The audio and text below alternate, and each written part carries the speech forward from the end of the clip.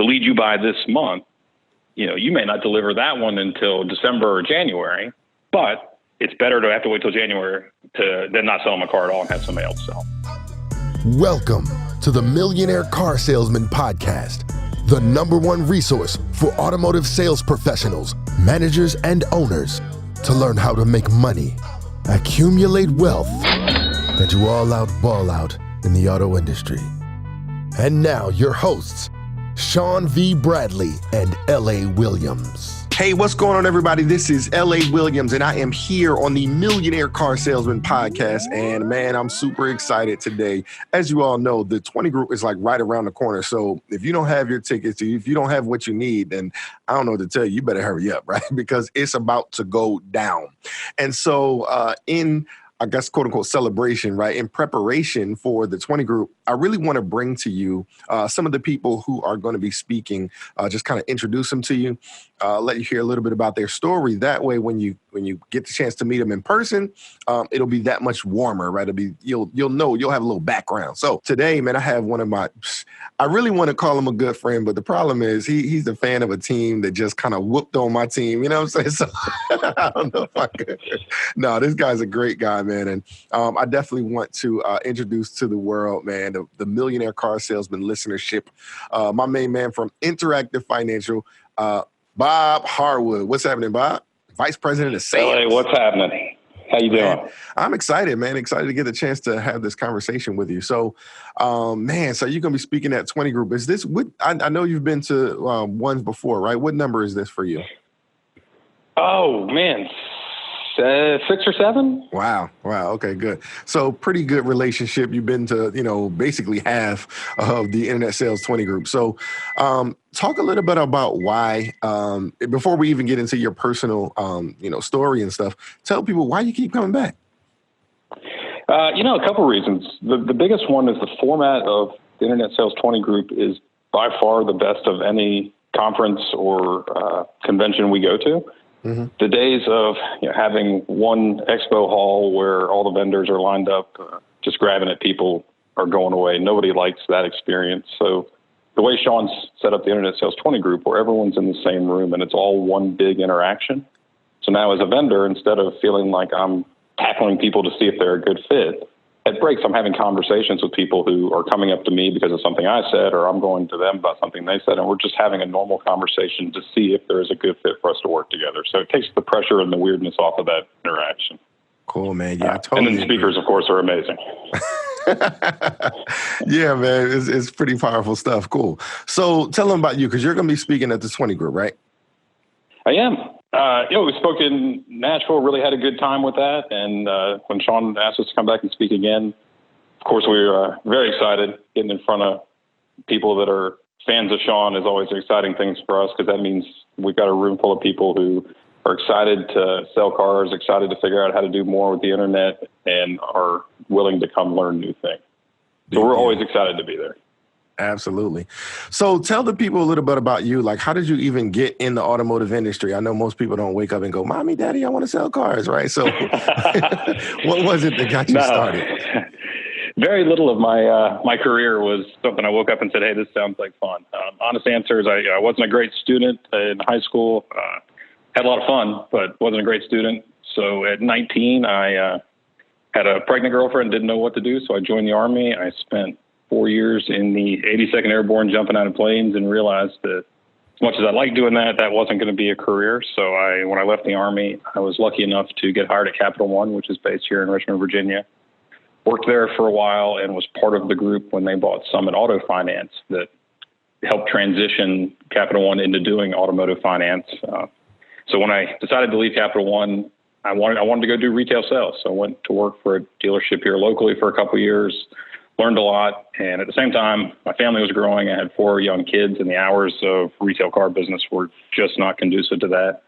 So a friend told me about this company, Interactive Financial in Richmond, that I didn't know a lot about, and I put in an application, came down and had some conversations, and it was an exciting opportunity. So I've been here since 2004, learning about how to really be effective with selling leads and talking to the best dealers in the country at it. Cool, man. So let's rewind a little bit. So you were in the automotive industry. You were on the sales floor right when the internet stuff kind of started to begin. So what was your experience with dealing with, internet leads and things like that? I guess that would have been 2001, 2, 3, stuff like that. I left retail in 2004, and the dealership I worked at, we didn't have any internet leads. I was at a Ford store. We had Ford direct leads, but literally I got a printout of leads to call, and I was like most salesmen or a lot of salesmen, and I might call through them once until I saw somebody wander on the lot, then I'd go out and chase that person. So I had very little experience and very little knowledge with the internet when I came to work here. Wow. And so, the crazy thing is that the story that you just told about what you did is that, 15 years later, we still got people doing the same thing. So kind of, so talk about that, because now obviously you understand leads is, it's kind of what you do and things like that. Can you break that, like the shift in mindset? What would you say now to a person that's doing exactly what you did?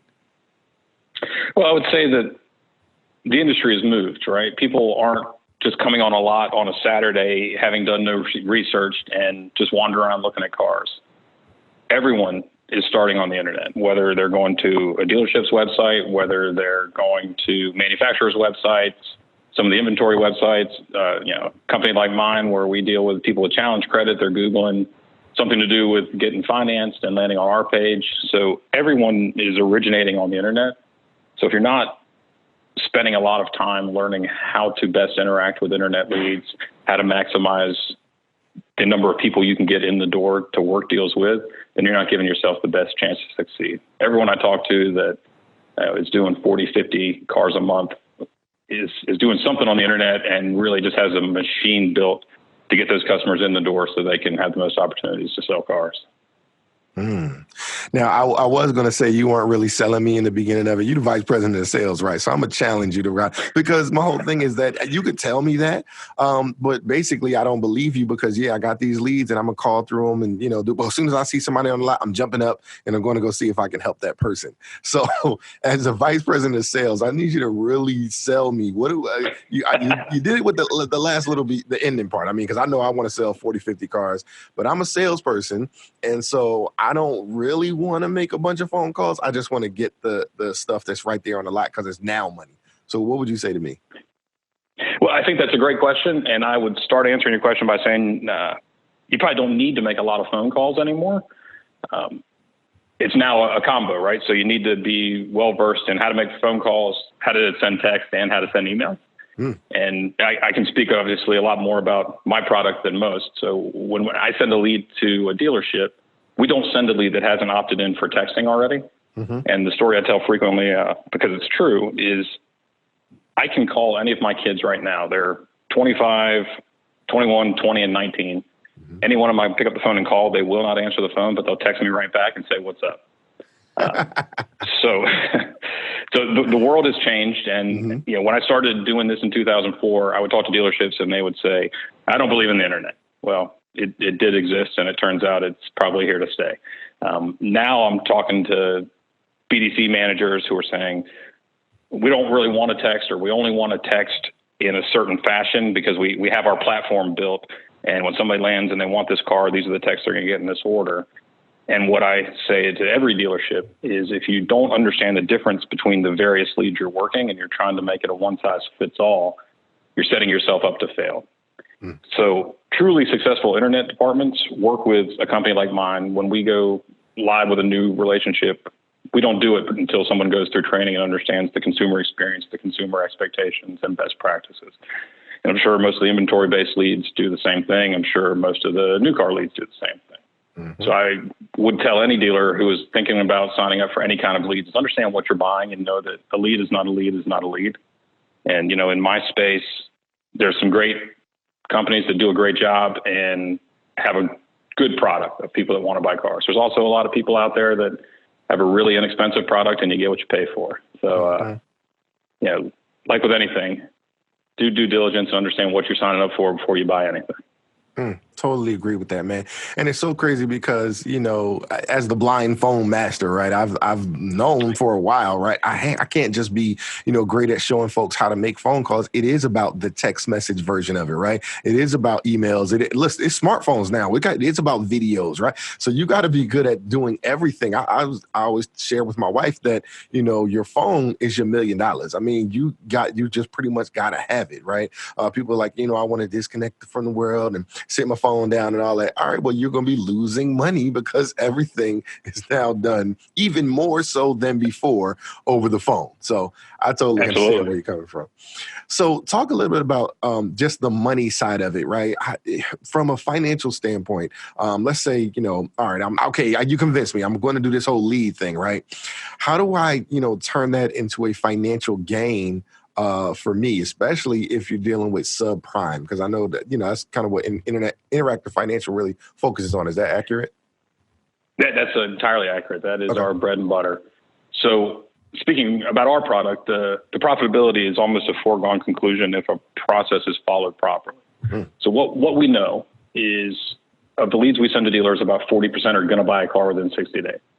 And Ellie, I'd love to tell you that they always buy a car from the dealership we send the lead to. The reality is that doesn't always happen. And most of the times when we go back through and follow up with customers and do customer surveys and find out why they didn't buy from our dealer partner, the number one answer by far is we never heard from anybody. So process. We preach this all day, every day. But especially with finance leads, the goal of a phone call or of an initial engagement is not to get too deep into working the deal. We just want to get the person in the door. And we know if we can get 30% of the people into the door, which is our national average, then the closing percentages are going to vary store to store based on inventory and lenders and the things we all know that kind of impact how many deals you can get done. But if you buy 100 leads and it costs you, somewhere, depending on the market, $2,500, $3,000, and you get 30 bodies in the door and you only close a third of them, you sell 10 cars. So the ROI there isn't real tough math. You're going to be a winner on that deal. Good stuff. All right. So if I got 100 leads, 30 of them are going to come in the door, or what is the 30% of what? That's exactly what I mean. Okay. Again, our leads come directly from our website. We don't advertise for consumers at all. It's all folks who have sat down, gone to Google, gone to whatever search engine and typed in some keywords that, hey, I'm looking for a car and how do I finance it? So we know, with finance leads in general, we know they're low funnel folks who are just looking for some help. But they're also gun shy. They're kind of scared of dealerships because they've probably already been in somewhere that doesn't deal with challenge credit, that broomed them out and hurt their feelings. Yes. So if the process is followed properly, getting 30% of the people in, not hard at all. If it's not, then it's near impossible. It's really how you interact with the consumer and understanding where their headspace is and how to meet them in their headspace rather than try and drag them into ours. Gotcha. Okay. So you're talking about a process, and I don't want you to kind of give details, but what are some of the things? Like, what do you say? Because, I do deal with people and everybody's like, oh, customers thinking, okay, just come on down. And of course, they have already had their feelings hurt, like you just said. So what is it that makes this different? And what am I supposed to say different to this person to show them the value from your perspective? Well, essentially, we look for, first, it's a continuity of message. So our most successful dealers, rather than saying, hey, I'm calling from Synergy Motors, if that conversation starts out with, hey, I'm calling about your carloan.com application, it's a completely different mindset for that consumer, right? Because they go into that conversation not thinking about your store or your brand. They're thinking about the financing. So if they get a call from, hey, I'm calling from wherever, Ford or Volkswagen, then it puts them a little off because that's not the car they're thinking of. And everyone has a car in mind. Now, we know that special finance people, even more than the average consumer, aren't going to end up with the car they think they have in mind. But if they are thinking they really, really want a Jeep Wrangler and they first call from a Kia store, well, now it's another objection to overcome before we even started. Whereas if we call from that Kia store and say, hey, I'm calling about your carloan.com application, great news. I've got a bunch of lenders that are really excited to work with you. Just need you to come in and finish off this paperwork, get everything straight so we can get you in the car that best fits your family's needs and budget. Well, then they're going to say, well, I only want a Jeep Wrangler. You know what, Mr. Customer, carloan.com is in this dealership because this is the spot that has the best inventory and the widest array of lenders in the market. So we'll get you whatever car you qualify for that fits your needs. Wow. See, now that's a word I have not, and for as many times if I've worked with, special finance, I've never heard someone say it that way. So I think that kind of goes back to training. Keep going. You're killing it on that one. Well, and before we go, what I'm glad to do because of the great relationship between our company and yours, anyone who wants our training materials, we have the best practices, word tracks, text message suggestions, emails. We have all that in our training guide. I'm glad to send it to any dealer synergy company or customer who wants it, so they can reach out to me directly or reach out through you, and I'm glad to send it on. Cool, man. But our entire focus is, it truly is get everybody in the door. And I was in a dealership last week in, I don't remember where I was last week, Chicago. And the conversation was, well, we want to pull credit on every lead first because we don't want to invite people in here that we just can't get done. And the issue there is twofold. One, I'm sure you are very familiar with trigger leads, but I'm finding more and more dealers aren't terribly familiar with what they are. So for those who don't know, a trigger lead, essentially, if you have a customer walk in the store, you get a lead, wherever you get a consumer from, when you pull credit on that customer today, well, now the bureaus in the next day or two are going to sell that customer as a trigger lead. So basically telling their dealers that are buying that lead, hey, this is someone who was in a dealership in the last day or two that had their credit pulled. So I sell my leads exclusively. So I sell them only the LA Williams. If you pull credit on it today before you've even talked to this person, well, tomorrow now you're competing with 4 or 5 other dealerships for that same customer that you got from me. so that's a problem. But more so, if you're a dealership who has any investment in special finance, then you need to be willing to bring everyone in. And yes, there are going to be the occasional person who gets their feelings hurt because you bring them in and you can't get them done. And I equate that to, I've also sat down across a table from somebody who was an 830 who lost their mind because I couldn't get them a half a point of rate. So regardless of the credit score, some customers aren't going to walk out happy just because that's the nature of people. But I have found that even the folks we can't get done, if we sit down with them and invest literally only 5 minutes in a meaningful conversation of, hey, Mr. Customer, I don't have a bank that'll work with you right now, or they will, but you need a lot of money down. But let's look at your credit. If you can clean up these couple things, then I probably will have a better way to go with you. And now you put that person into your CRM for a normal follow-up. When they do get to the point that they've gotten their life a little more straight, who are they going to call, right? They're not coming back to a third party. They're going back to you. So that's just filling that pipeline. And, Sean and our company have had an ongoing debate for 15 years of who came up with the term residual flow factor. We both use it a lot. But it's true, right? So that is part of that residual flow factor, where the lead you buy this month, you may not deliver that one until December or January, but it's better to have to wait till January than not sell them a car at all and have somebody else sell.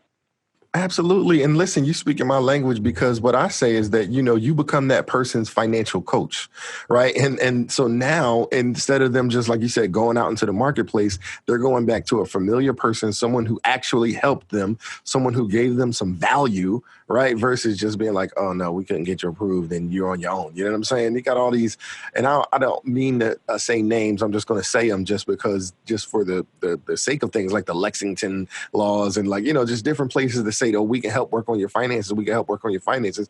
Even my company, right? I help people work on finances, and, so many, I'll deal with a real estate agent and I'm like, listen, you should work with my company. Why? Because you can help people. More people than not are going to not be approved for buying a house, right? You're going to run into more of that. So why don't you become their financial coach and coach them into a situation where they can buy a house? And now, who are they going to come to? They obviously going to come to you. It's just a matter of just having a net, right? When it comes to money and finance, and this is the Millionaire Car Salesman listenership, you got to have more nets, right, to catch more of the money. So again, it just puts you in position to be more valuable. The more valuable you are, the more money you're going to make. That's just bottom line. You know what I'm saying? Very much agree. No, so our customers, more than probably the average or consumer customers, they just want to be treated respectfully, right? They know they've got some issue on their credit, and a lot of them are truly great, hardworking people who something went wrong medical, or they got divorced and they're just behind the 8 ball and need some help.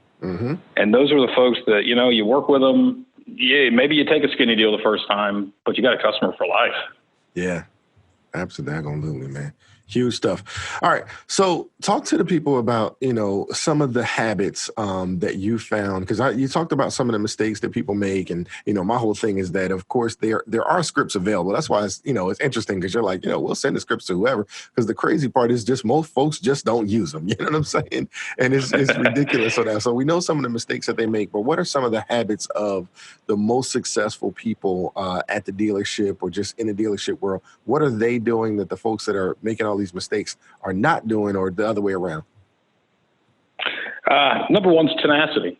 It's just a reality that leads in generally don't answer the phone the first call, no matter how quickly you call. It seems the first call we get voicemails, they don't recognize the number. Mm-hmm. And I see so often with our leads where I'll look in our system for a dealer that's struggling, and I'll see one call, maybe a text, and then they're on to the next lead. So I think the folks who do well understand the value of a lead and the life cycle of a lead, and are willing to get creative to find new ways to get in front of people. I was talking to a dealer recently who had a really cool idea for folks that he had a good conversation with, but he couldn't get them in. He would send them a little notepad-looking thing that looked like a foot. And he just mail it to him with a little note that says, "Now that I have one foot in the door, can I get the other, please?" And little stuff like that is just, it's gold, right? Yes. And now with the advent of Facebook, I'm seeing a ton of people that they get leads and they're connecting with these folks on Facebook and just shooting them a quick Facebook Messenger every now and again. Hey, where are we? What can I do to help? When can we get together? And if you are invested in yourself and your success, then having a process that okay, when I get a lead, here's my 90-day follow-up plan for that lead if I haven't sold them a car yet. And I don't think that needs to necessarily be hardwired into VIN or eLead or whatever CRM a dealership's using, unless you are able to do that by lead source. Because again, the follow-up process for a finance lead is a heck of a lot different than one that saw a specific car on your lot, reached out, said, "Yeah, I'm interested in that car." Absolutely. And we struggle with that a decent amount, especially in the larger dealerships that are getting thousands of leads. If my product gets just dumped into the normal BDC churn, then we've got an uphill battle, because we don't want to talk about down payments and trade-ins and interest rates and all that stuff with our customers until they're in the door. Yeah. Totally understand where you come from.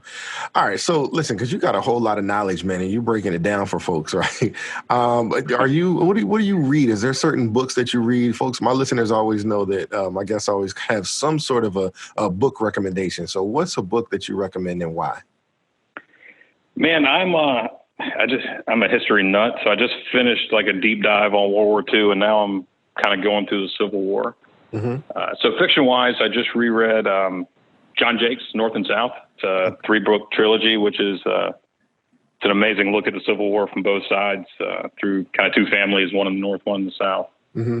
And then I've been reading a lot on the nonfiction side of Bill O'Reilly, and half the people probably just turned off the podcast. So I'll preface, I'm not a Bill O'Reilly fan, but his writing is much different than his political show, and he does something similar where he deep dives on a topic, and is a series of books called Killing Whoever. So it's like Killing George Washington. There's one Killing Jesus. And it really looks from a more historical perspective and takes out some of the fluff and the stories we hear and kind of deep dives into here's what actually happened with these people, from a historical perspective. So it's really interesting stuff.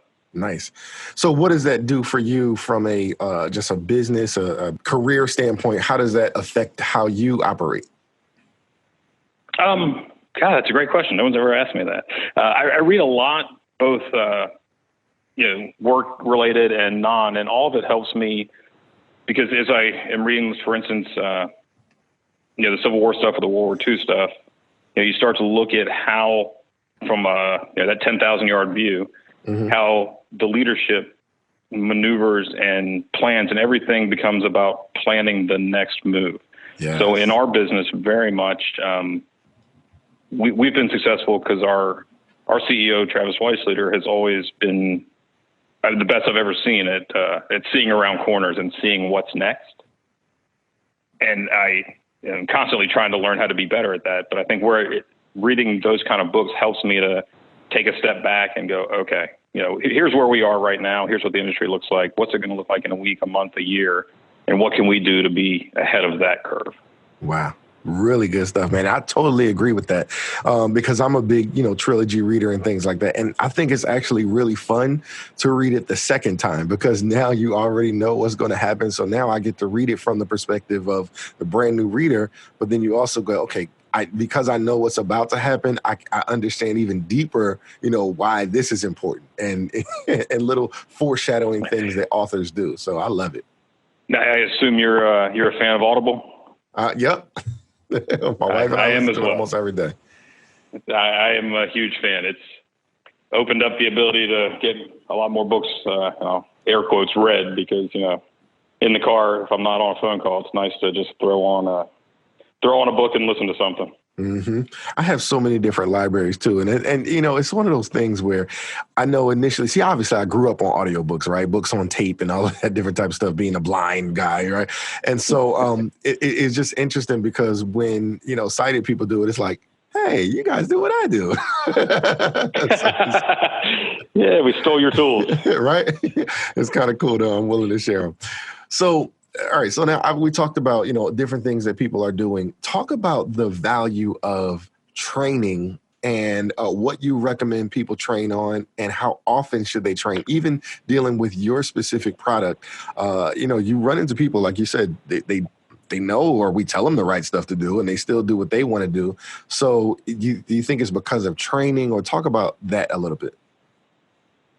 Yeah, it's to me, the most important part of a successful lead strategy is training and ongoing and constant training.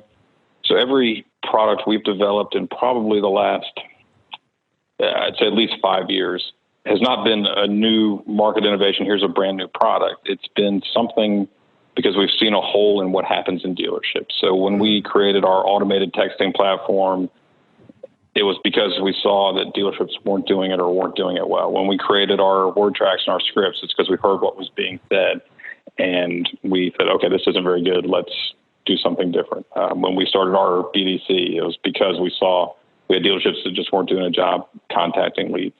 But the hardest thing when I have conversations, and I tell our team this a lot, is if we stumble out of a relationship, we get a new dealer and things don't start off well, and we call 2 weeks into the general manager or owner and say, hey, we're concerned. Here are the issues we see. We'd like to set up training with your team to readdress this stuff we went over during the initial training, but to reinforce it now.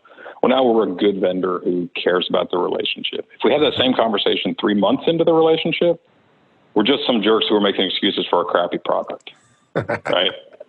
And that's just the truth of the situation. So we try and be very aggressive and very upfront of, we want to be involved when we bring on a new customer. They're in we call it our 14-day quick start program, where the account manager and trainer on this side are in contact with the dealership daily, at least every other day, to understand what the results are, what the struggles are. So we're kind of anticipating in a new relationship, we're going to have 2 to 3 trainings, an initial training, and then a couple follow-ups once we see what's happening on the ground and see where kind of the holes are in the process we can help shore up.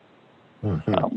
But if you're not scheduling ongoing training for your team in every aspect, right? So finance leads require a different mindset than inventory leads, than mailers. So the team in a dealership, there could be a 15-minute scheduled training every day on something. For our sales team here, I have realized that my voice gets old, so I've started bringing in guest speakers to help reinforce some of the stuff we talked about with our sales team. So I've been privileged to have LA Williams do a sales meeting for us. And I tell you what, my folks are still asking, when's LA coming back? So they definitely enjoy hearing you more than me. Cool, man. I appreciate it, man. It's just, like you said, I mean, it's just that working togetherness of it, because a prophet is not a prophet in his own land, right? So it's just a matter of doing it that way. That's true. And I love what you said, man, because, they say a genius needs to hear something 150 times before they get it. So how much more for the rest of us? So if they're hearing it 1 time, 2 times, 3 times, and we expect them to get it, it's like, who's crazy? You know what I'm saying? It's on us, you know what I'm saying? Absolutely. And you introduced something else that I think is really deep when you said the mindset, right? So many people attack different leads, different situations with the same mindset. And that's what has them in trouble. I think that's one of the biggest reasons why people aren't successful is because, they look at everything as being the same. Now, here's the thing. You can have a process that is, a strong process. You can say, okay, this is what we do. But when you look at things, the way you attack something, the way you operate with something, it's got to be totally different. I always say that I look at sales like dating, right? And so, generally, okay, date might be a dinner and a movie. But if it's the same exact date with all these different, partners, it's like, it's going to get really whack really quick. Like Groundhog's Day, yeah. Oh, man, it'd be horrible. So awesome stuff. You really bring in a lot of value, man, and I appreciate it. So tell us, what is it that you love about the automotive industry? What is it, that even kind of has you here? Because you could be doing a whole bunch of different stuff. You was working at Capital One. What you love about automotive? It's absolutely the people. And I think the automotive mindset is one you either really are attracted to or you really aren't. And I, in the 16 years since I started here, I was gone for a year. Company got sold, and long story, but it wasn't very pleasant. So I left and went with our owner Travis until he was able to buy this company back. And during that time, though, we were doing marketing for restaurants, and everybody talks about car dealers and the attitudes and the egos. And I tell you what, I don't have a problem with a guy having a little bit of ego when he's built a business that's making millions of dollars a year and selling, hundreds or thousands of cars a year. Mm-hmm. You get to have you've earned a little ego. Right. Talking to a guy who, has had his burger restaurant for 6 weeks and is losing money, their egos are bigger and they're harder to get along with. So I love everything about the car person mentality. I like that it's, for the most part, our business is you eat what you kill, right? Either you come in and you succeed or you don't. And the weaker kind of shuffled off to the side pretty early. So the folks in the dealership that have gotten to be in management positions, they know what they're doing. They've worked hard. They know the grind of getting to that spot. No one's handing you a GSM position. No one's handing you a GM position. No one's handing you an internet director position. Mm-hmm. These people are all folks who came in, said, this car business I've heard some bad things. I don't know, but let me try it. And went, you know what? This is the best industry in the world because it's all merit-based. Doesn't matter your gender, your ethnicity, your religion. It's all you. What you put into it, you get out of it and nothing more. I love it, man. You are really giving some value. So that he said it's all merit based. I love that. That was my favorite line right there. Yeah, I mean it's hard to play favorites, right? I mean, I guess we've all worked in a dealership where somebody was getting some bones here and there, but at the end of the day, you're not going to succeed except for on your own sweat. Mm-hmm. Absolutely, man. Good stuff. All right. So again, I know you're going to be at the Internet Sales 20 Group, right? Give people a little bit of a quick commercial on what you're going to be talking about. You can tell them what your session title is going to be. And then we'll do kind of like let them have a way to get in contact with you specifically before we close it out. Absolutely. So my topic, I think the topic title, I can't remember what I called it, but I think it's getting your unfair share. Mm-hmm. And really what it's talking about is not just how to dominate in subprime, which we certainly will talk about, but how subprime, specifically third-party internet leads, are not limited to specific makes, models, or brands. Our biggest growth sector right now is actually Highline. And I wanted to share with Sean's folks kind of the strategy of what people are doing to make that successful. So I'm in Richmond, so Richmond BMW, they go to their 20 group, they realize that people are just making a killing in subprime. So they come back, okay, we want to do that too. But you can't, as a BMW, Lexus, Mercedes store, you can't go on TV and say, hey, your job is your credit, come on down, right? Because now you're scaring off your off your core. Mm-hmm. However, if you partner with a company like mine, where it's all agnostic. So all of the advertising is in my name. It's all carloan.com. Essentially, the dealership's name is not even in the conversation until that lead has been handed off from us to them. So if you go that process, you buy some cars that you don't fill on your normal website that you reserve for special finance. It's truly not changing much in the dealership other than training one or two people on how to handle subprime customers. And at the end of the day, what you end up with is a happy dealer because he's getting to do some of the more profitable subprime deals, and happy consumers because if I'm a challenge credit customer. I'd much rather drive around with Richmond BMW on the back of my car than, JD Buy Rider or, Bob's Buy Here, Pay Here. Right. So it's a mutually beneficial relationship where the customers are happy, the dealers are happy, everyone wins. But I think so many higher line stores are going, well, that's not our customer. We can't advertise for it. And we don't really want to have those folks wandering in the store all day. So and those folks is the term that drives me absolutely out of my mind. Yeah. As though you could line up 10 people and say, okay, well, that one's an 800 and that one's a 400. We've got a really successful relationship in kind of in the Beverly Hills area. So whenever somebody tells me, well, we don't have special finance here, I reference that store and say, well, if you make $25,000 a month, but you spend 30, guess what? You're special finance. Exactly. So income, intellect, none of that really drives who our consumers are. And, for every 520 that might come into the showroom and show their butt a little bit, I can find you an 850 that'll do the same thing for a different reason. Mm-hmm. 100%, man. Good stuff. All right. So for the people who hear this week and they're like, you know what, I want to see it at the 20 group, man, but I want to do something now. I want to talk more about this now, right? How should people reach out to you? How can they get in contact with you? They can call me at the office, which is 804-225-1880. And my extension directly to me is 166. Cell phone might be even better. And that's 804-933-6836. Or you can email, which is just bob@interactive, and then F like Frank, M like Mary, G like golf.com. Or I'm in the Millionaire Car Salesman group, so hit me on Facebook, and I'm glad to chat there as well. Awesome, man. Good stuff. All right. So just give us a closing statement. We talked about a lot of good stuff. What's the closing statement and how we want to, what is the one thing you definitely want the Millionaire Car Salesman listeners to hear? Besides, how about them Cowboys? Ooh, I would have edited out so bad, but I'm not going to do it. Ooh, I want to do it. I guess what I want everybody to know is that subprime, it's not a scary word. It's not a different customer than what everybody's already working with now. It's the same customer, just a more profitable version. Beautiful, beautiful stuff, man. I'm telling you, that was just, killing it right there, man. Listen, I always say it. You are the average of the 5 people who you spend the most time with, and you've just been spending time with L.A. Williams and Mr. Bob Harwood. So listen, go out there and be a millionaire car salesman. Thanks, everybody, for listening. Thanks, Bob. Thanks, L.A.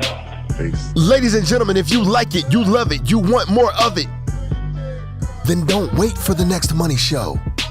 Just go to bradleyondemand.com and take your career to the next level.